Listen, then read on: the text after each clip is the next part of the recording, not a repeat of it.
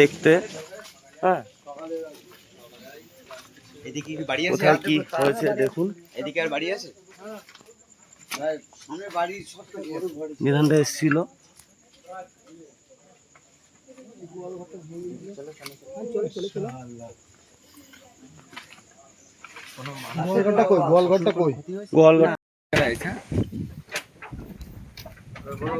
এই ঘরটা পুরো সরে এইখানে চলে এসছে।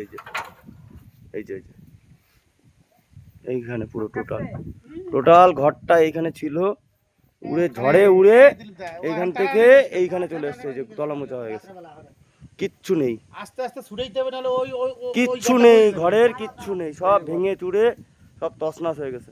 লাইটটা ওইদিকে মার, ওইদিকে মার।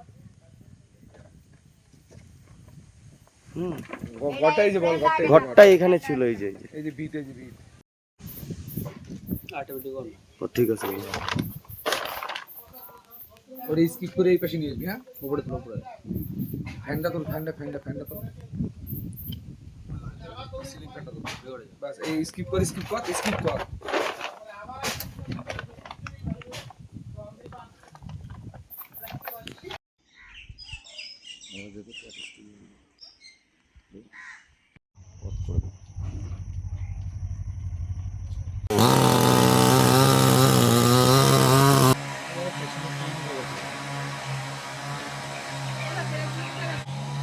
বাবা রাখছে।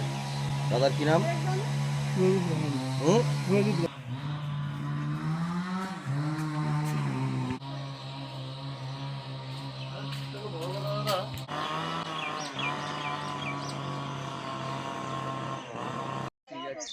গাড়ি যখন এখানে দাঁড়িয়েছে পুরো পড়েই যাবে। লোগোটা কোথাও বের করি।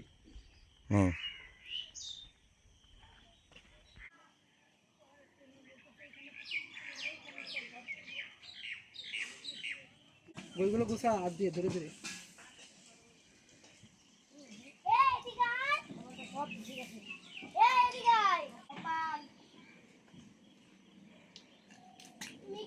ভিজে গেছে কই?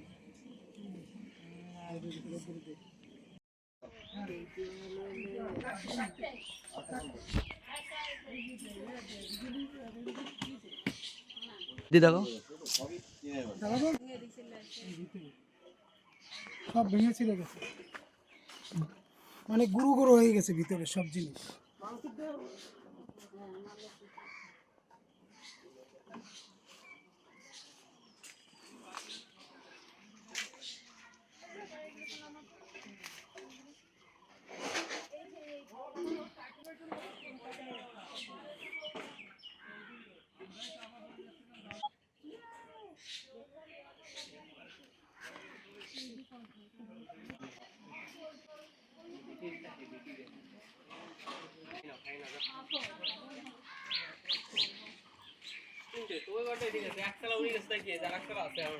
তো 8টার দিকে আমরা ঘরে ছিলাম তখন, কিন্তু বাচ্চা নিয়েছিলাম।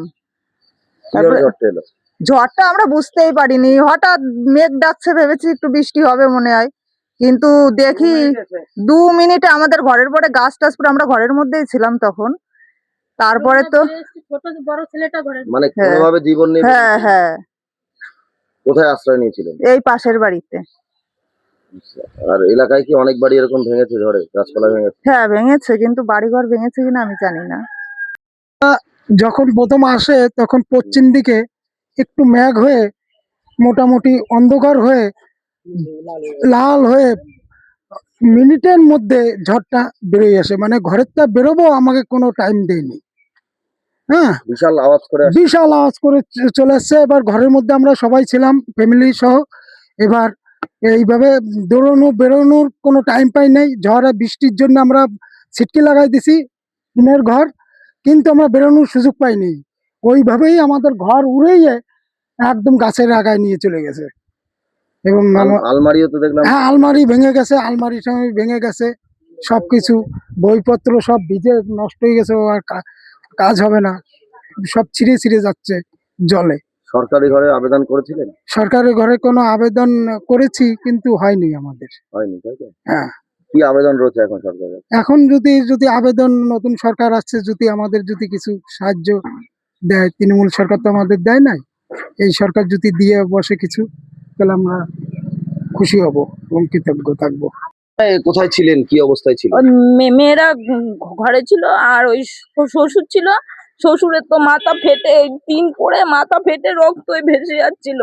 আর মেয়ে দুটো ঘরে ঘুমাচ্ছিল। তারপর যখন লাস্টে টিনটা উড়াই নিয়ে গেছে, তখন মেয়েরা দৌড়ে ঘর থেকে বেরোয় গেছে। বেরিয়ে যে তারপরে রাস্তার দিকে রাস্তায় দাঁড়ায় ছিল। মানে কতক্ষণের ঝড় ছিল এটা? 2-5 মিনিটও হয়নি, সব ভেঙে গেছে, আর কিছু নেই তো। ঘরে 2-5 সব মিনিট উড়িয়ে নিয়ে চলে গেছে। সব উড়িয়ে কোথায় নিয়ে যাবেন, চলে গেছে। কিভাবে থাকবেন এখন? এখন কোথায় থাকবো? এখন তো কোনো পরিস্থিতি নেই আমাদের থাকার মতন, কোনো জায়গায় থাকার মতন তো পরিস্থিতি নেই। সরকারি কোনো আধিকারিকরা এসেছে আপনাদের দেখতে কি অবস্থায় আছেন? না, এখনো কেউ আসেনি, এখনো কেউ কিছু করেনি। সরকারি বাড়ি আবেদন করেছিলেন? আগে করেছিলাম, তা অর্ধেক টাকা ঢুকেছিল, একটুখানি দাঁড় করিয়েছি, আর পারিনি তো করতে, ওরকমই রয়েছে। তাই আচ্ছা, আর কিছু করতে পারিনি তো। কতটা অসহায় লাগছিল ঝড়ের সময়? অসহায় আর কি আছে, কেউ তখন তো ছিল না, আর কাউরে ডাকার মতনও পরিস্থিতি তো মেয়েগুলো ছিল না। ওরা তো ছোট ছোট দুটো বাচ্চা, ওরা কত ওরা বয়স কি ওদের? করবে? একটা মেয়ের 8 বছর আর একটা 13 বছর। আর কেউ ছিল না। আর আমরা দুজনে তো কাজ করি, কাজে যাই, সকালবেলা কাজে যাই আর রাত্রিবেলা বাড়ি আসি। মেয়ে একাই থাকে, আর শ্বশুর বয়স্ক আপনি মানুষ কি ঝড়ের থাকে। সময় বাড়ি ছিলেন? না, আমি ছিলাম না। তারপরে আমি শুনে এসেছি, এসে দেখি ওরা দাঁড়ায় রয়েছে ওইখানে। দাঁড়া, এবার বাইকটা নিন, বাইকটা নিন, বাইকটা নিন। যাবো দাঁড়া।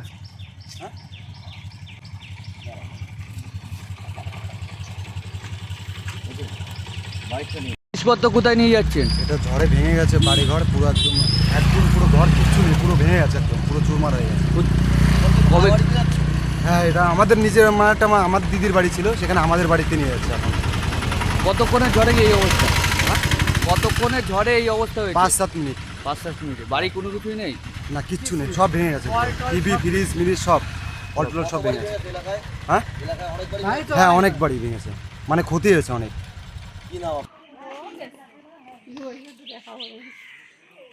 এই মাঠে এই যে এই টিন টিন উড়ে ঘর দিয়ে জল পড়ে, এগুলো দেখি এই যে আমরা থাকি।